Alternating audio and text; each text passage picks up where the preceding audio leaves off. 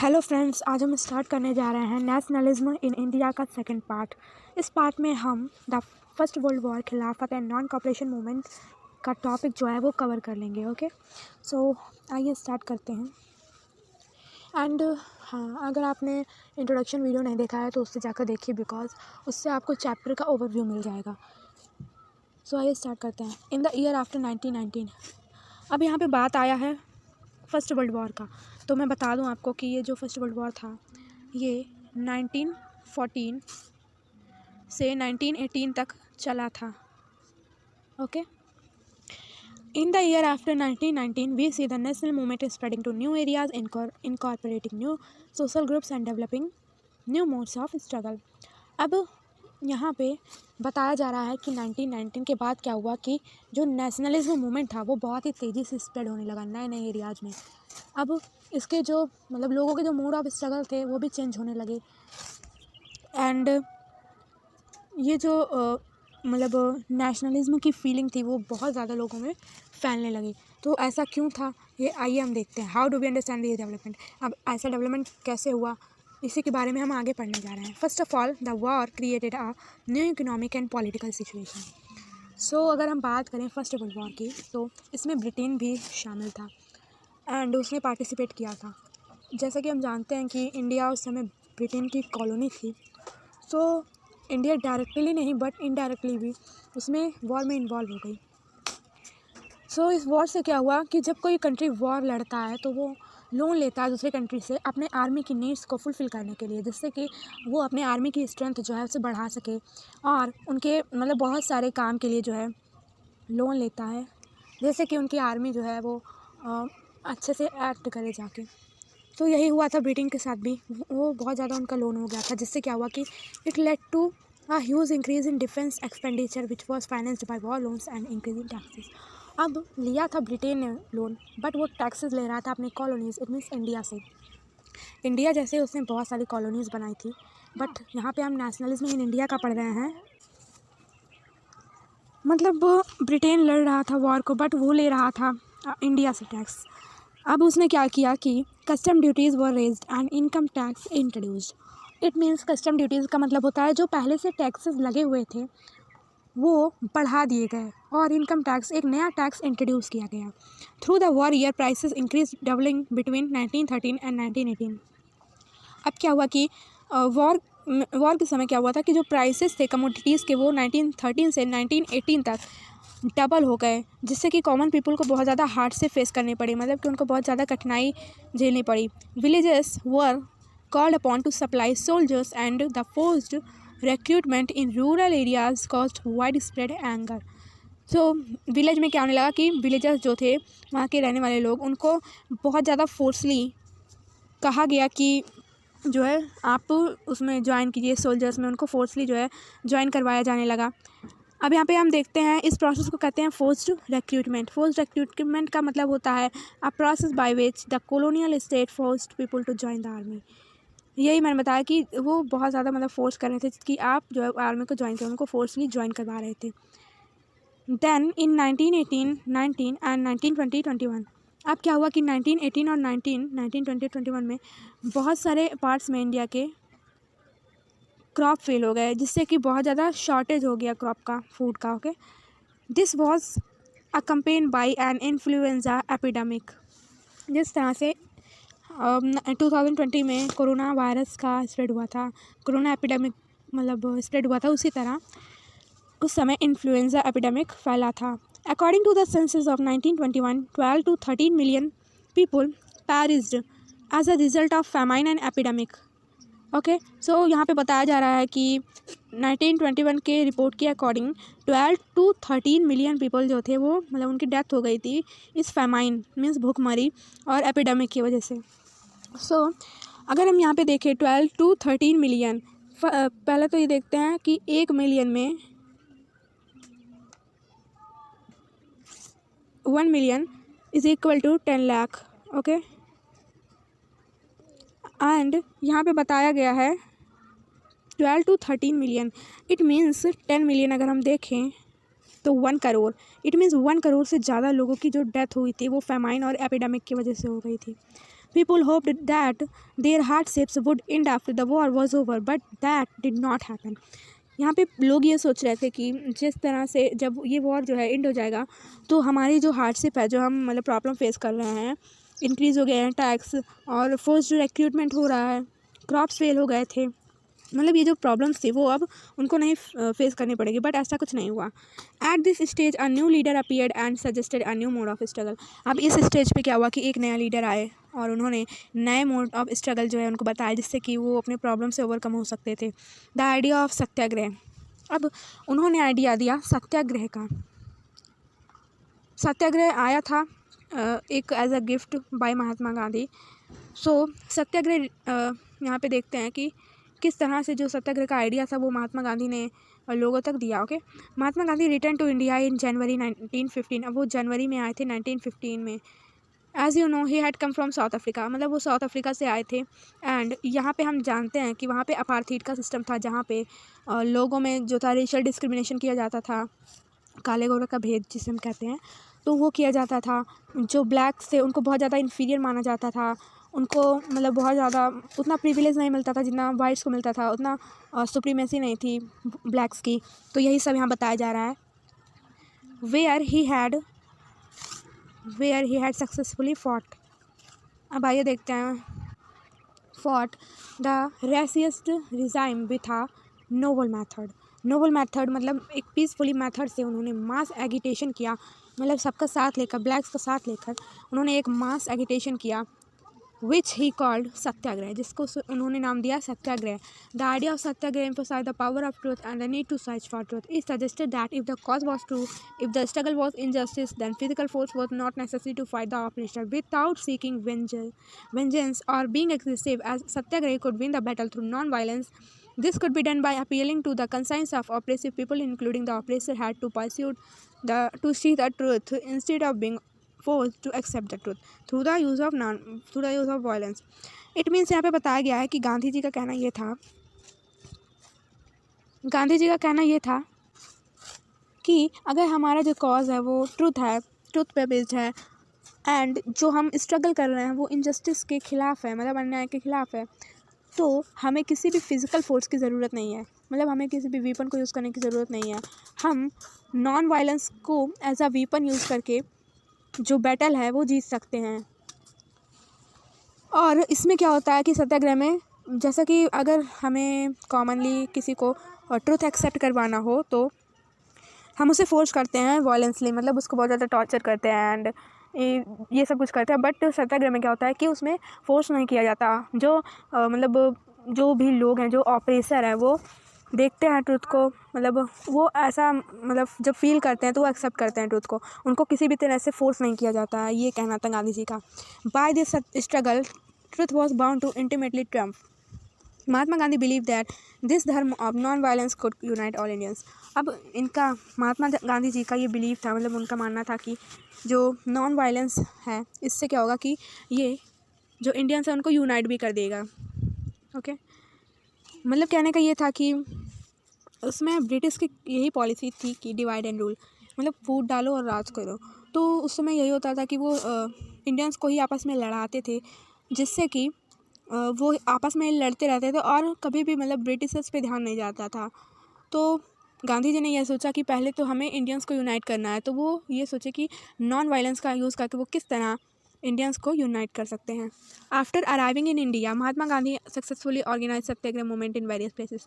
अब वो 1915 में आए, उसके बाद 1916 से उन्होंने बहुत सारे जगहों पर सत्याग्रह को ऑर्गेनाइज करना शुरू कर दिया, मतलब उसको लोगों को स्प्रेड करने लगे, उसके बारे में बताने लगे.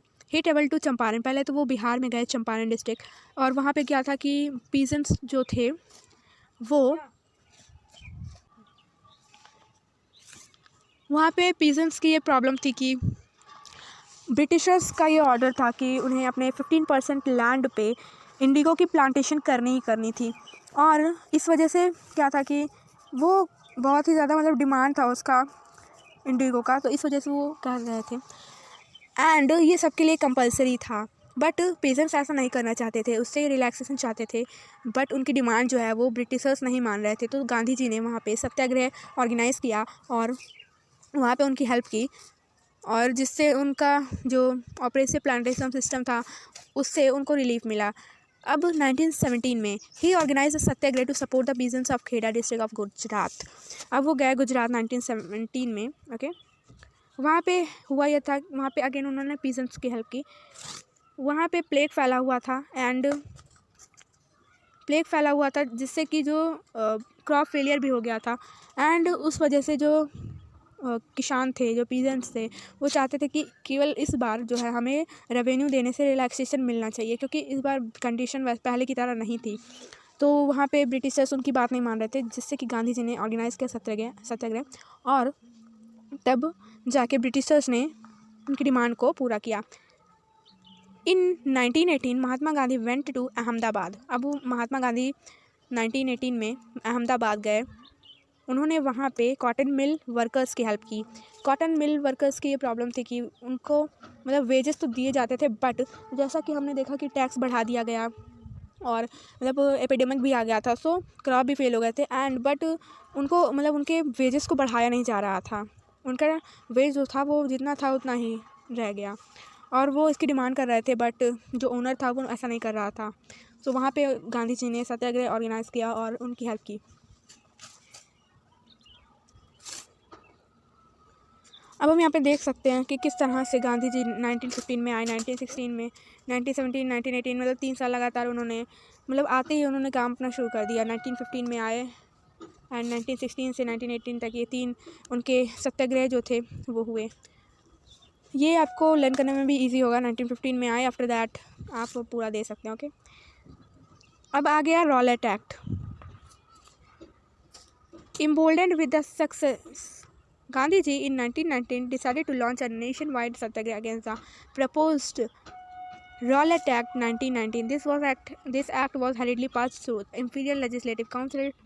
Despite the united opposition of Indian members, it gave the government enormous power to repress political activity and allow detention of political prisoners without trial of 2 years. Mahatma Gandhi wanted non-violent civil disobedience against such injustice law, which would start with a हड़ताल on 6 अप्रैल। अब Rowlatt act जो था वो 1919 में पास हुआ था।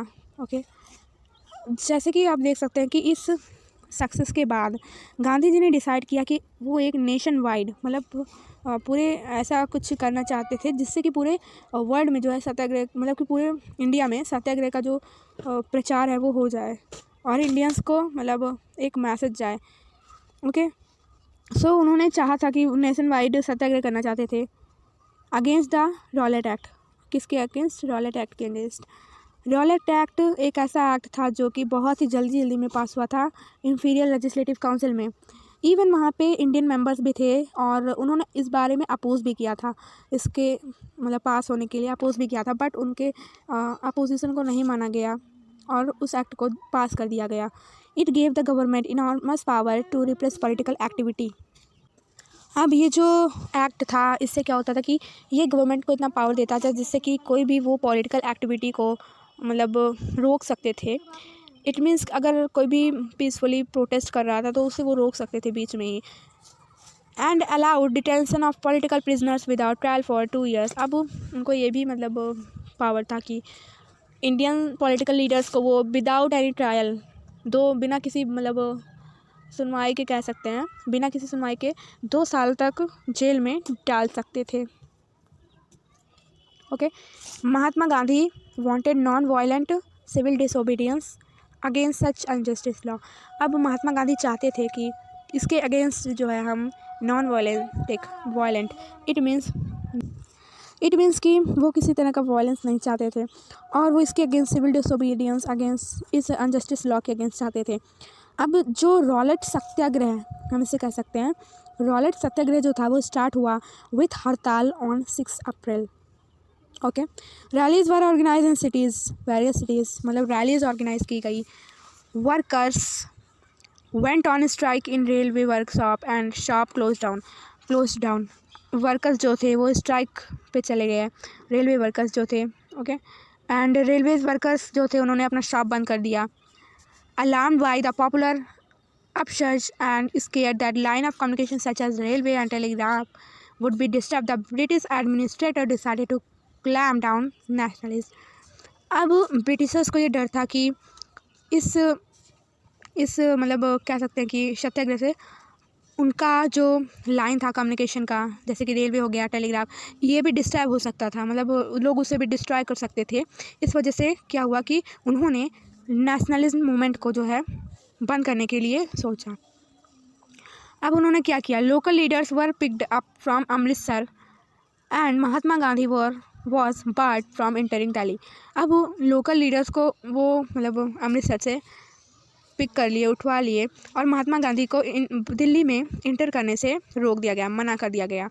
On 10 April the police in Amritsar fired upon a peaceful प्रोसेसन provoking wide spread attacks on bank, post office and railway station. अब क्या हुआ, 10 अप्रैल को जो पुलिस थी अमृतसर में, पुलिस जो थी अमृतसर में, उसने फायर किया पीसफुल प्रोसेसन, मतलब जो पीसफुली प्रोटेस्ट कर रहे थे उनके ऊपर फायर किया, जिससे कि बहुत ज़्यादा लोगों में गुस्सा आ गया और उन्होंने अटैक किया बैंक पे, पोस्ट ऑफिस, रेलवे स्टेशन, सब पे अटैक करना शुरू कर दिया। Martial law was imposed and General Dyer to command. अब मार्शियल लॉ क्या था? सो बेसिकली मार्शियल लॉ एक ऐसा लॉ था जिसमें किसी भी तरह का गैदरिंग नहीं हो सकता था, सोशल, किसी भी तरह का सोशल गैदरिंग नहीं हो सकता था, और जनरल डायर जो था उसने कमांड लिया, मतलब उसका अब कह सकते हैं कि राज आ गया। अब जब जनरल डायर ने इन सबको हैंडल करने के लिए कमांड लिया, तो on 13 April the infamous Jallianwala Bagh incident took place. 13 अप्रैल को क्या हुआ कि इनफेमस, इट मीन्स बहुत ज़्यादा बुरा, जलियांवाला बाग इंसिडेंट हुआ, जो कि नहीं होना चाहिए था। On that day a crowd of villagers who had come to Amritsar to attend a fair gathered in the closed ground of Jallianwala Bagh. अब इसमें क्या हुआ कि उस दिन क्या हुआ था कि बहुत सारे मतलब क्राउड भीड़ आई थी विलेजर्स की, जो कि आए थे अमृतसर अटेंड करने के लिए एक फेयर, मेला, और वो एक मतलब बाग जो था जलियांवाला बाग, उसमें आए थे। Being from outside the city they were unaware of the martial law. अब वो मतलब सिटी के तो बाहर थे, तो इसलिए उन्हें मार्शल लॉ के बारे में नहीं पता था कि ये इम्पोज हुआ है। General Dyer enter the area. अब जनरल डायर जो था वो आया उस एरिया में, ब्लॉक द एग्जिट पॉइंट्स। अब जो एग्जिट पॉइंट जहाँ से निकला जाता था उस एरिया को उसने ब्लॉक कर दिया and open fire on crowd. अब लोगों पर जो है ओपन फायर का ऑर्डर दे दिया, किलिंग हंड्रेड्स, जिसमें कि सैकड़ों लोग जो है मारे गए। बट ये बहुत ही मतलब कह सकते हैं कि कम वो है, और भी ज़्यादा लोग इसमें मारे गए होंगे। His object as he declare later. अब उसका ऑब्जेक्ट क्या था, उसका एम क्या था ऐसा करने का, वो बाद में बताता है। Was to produce a moral effect to create in mind of satyagraha a feeling of terror and awe. अब वो बाद में बताता है कि उसका जो मोरल था, जो मतलब मेन एम जो था वो यही था कि वो सत्याग्रही के माइंड में एक मोरल इफेक्ट प्रोड्यूस कर सके, कि अगर तुम ब्रिटिशर्स से मतलब कुछ भी करोगे, अगर उनके अगेंस्ट कुछ करोगे तो तुम्हारे साथ ऐसा ही होगा, ऐसा वो एक भय जो है वो क्रिएट करना चाहते थे। As the news of Jallianwala Bagh spread crowd took through the street in many north Indian towns. अब जैसे ही ये जो न्यूज़ था वो स्प्रेड हुआ, तो नॉर्थ इंडियन टाउन्स में बहुत सारे लोग जो थे वो स्ट्रीट पे इकट्ठा हुए। देयर वॉज स्ट्राइक, उन्होंने स्ट्राइक किया, clashes with the police and attacks on government buildings. अब मतलब उनकी जो है क्लैशेस हुए पुलिस के साथ, और मतलब वो अटैक करने लगे पुलिस के ऊपर, और गवर्नमेंट बिल्डिंग पर भी अटैक करने लगे। The government responded with a brutal repressive. अब गवर्नमेंट ने भी बहुत ही बुरा रिस्पॉन्स दिया। Seeking to humiliate and terrorise people, satyagrahis were forced to rub their noses on the ground. अब क्या उन्होंने स्टार्ट किया कि सत्याग्रही जो थे उनका नोज रब करवाने लगे ऑन द ग्राउंड पे, जो कि बहुत ही बैड था।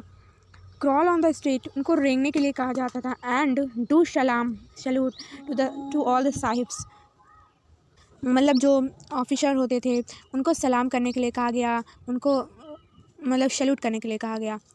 People were flogged and villages around Gujranwala in Punjab now in Pakistan were bombed. अब क्या हुआ कि पीपल जो थे मतलब कि बहुत सारे विलेज जो है उड़ा दिए गए, बॉम्ब कर दिए गए।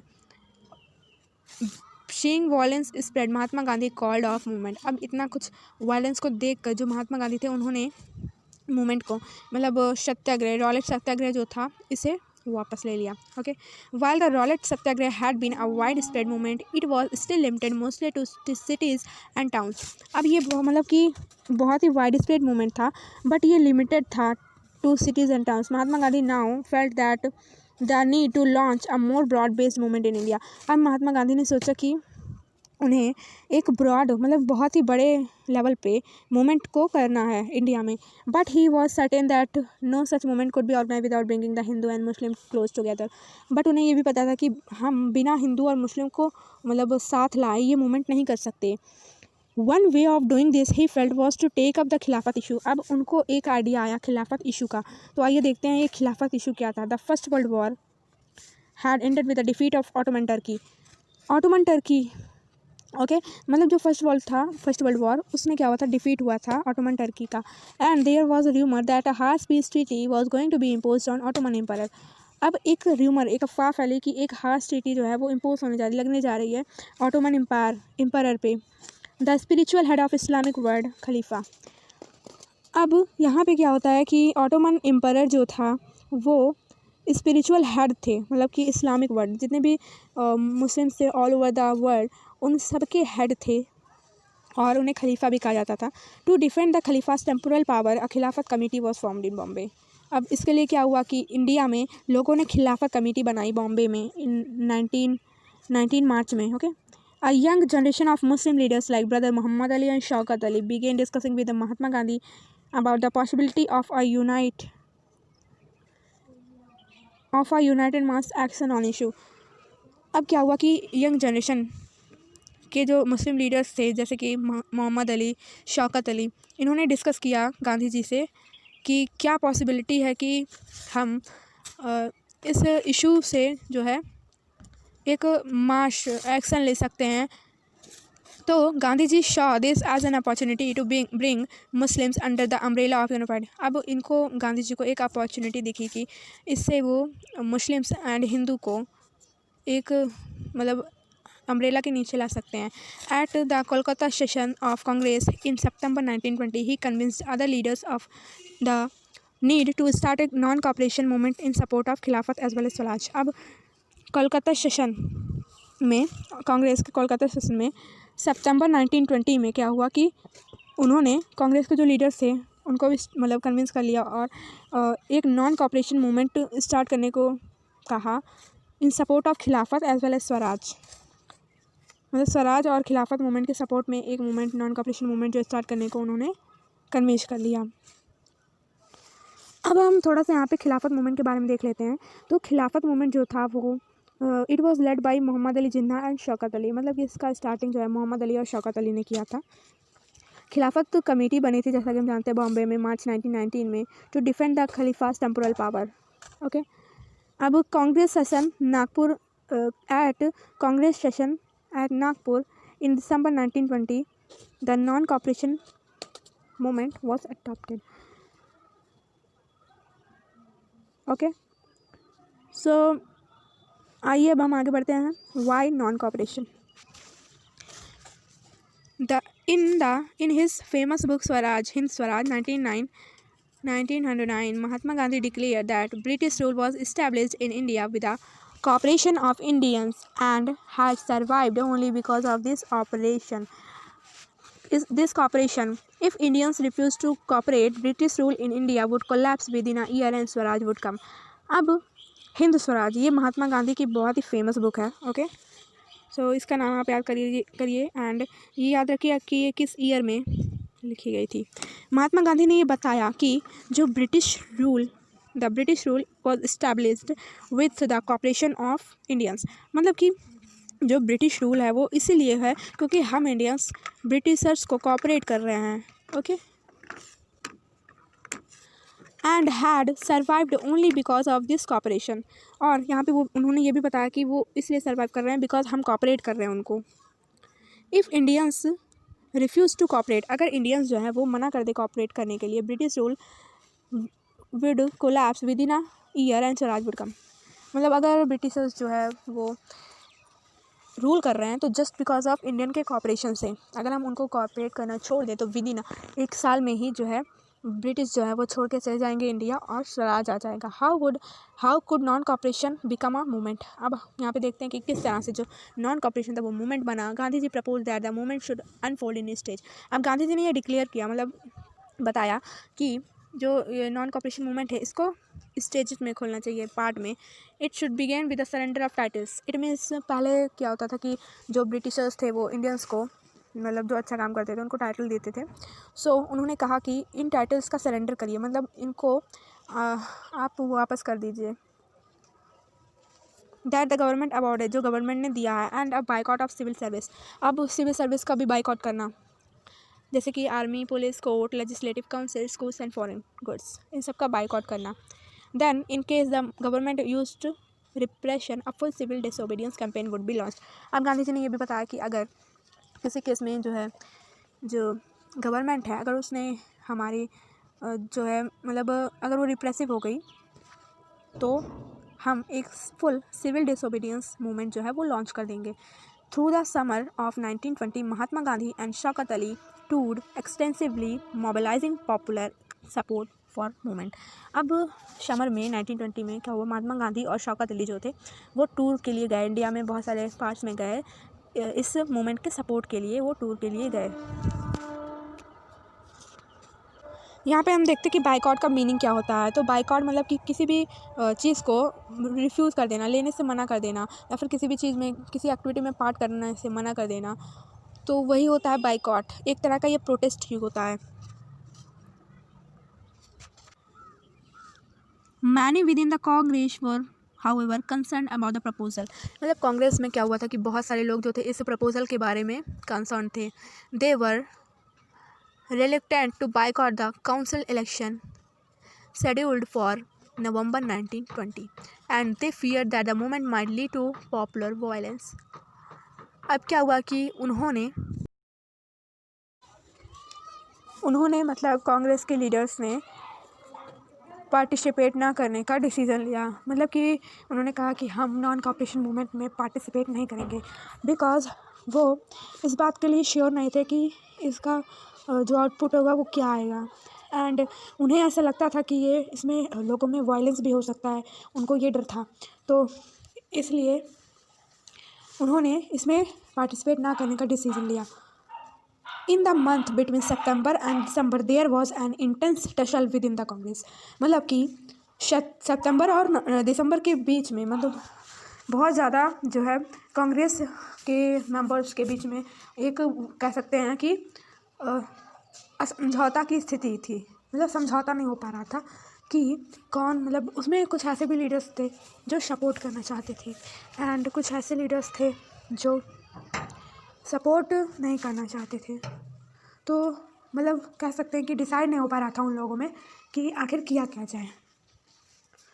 For a while there seemed no meeting point between the supporters and the opponent of the movement. अब यही कह रहा है कि उन दोनों के मतलब कि सपोर्टर्स और जो अपोनेंट्स थे जो अपोज कर रहे थे उन दोनों के मीटिंग पॉइंट, मतलब उन दोनों के मिलने का, उन दोनों के थॉट्स के मिलने का कहीं भी कोई चांस नहीं दिख रहा था। Finally at the Congress session at Nagpur in December 1920 compromise was worked out and the non cooperation programme was adopted. Finally क्या हुआ, कांग्रेस सेशन में एट नागपुर, नागपुर के कांग्रेस सेशन में इन दिसंबर 1920 में कॉम्प्रोमाइज़ हुआ। दोनों लोग जो है कॉम्प्रोमाइज़ किए। इट मीन्स जो सपोर्टर्स थे एंड जो अपोनेंट थे दोनों कॉम्प्रोमाइज़ किए और नॉन कॉपरेशन मूवमेंट को अडॉप्ट कर लिए। अब how did the movement unfold. यहाँ पे बताया जा रहा है कि किस तरह जो मूवमेंट था वो बहुत सारे मतलब प्लेसेस पे हुआ, क्या स्टेजेस थे, किस तरह से ये मूवमेंट लॉन्च किया गया, हु पार्टिसिपेटेड इन इट, कौन इसमें पार्टिसिपेट किया, how did the different social groups conceive of the idea of non cooperation. मतलब कि जो डिफरेंट टाइप ऑफ पीपल थे उनका डिफरेंट आइडियोलॉजी था नॉन कॉपरेशन मूवमेंट के लिए। तो किस तरह से उन्होंने इसमें पार्टिसिपेट किया और किस तरह से उन्होंने अपने व्यूज़ रखे। सो ये सब कुछ हम देखेंगे नेक्स्ट वीडियो में। Till then revise it and we will meet in the next video. Thank you so much.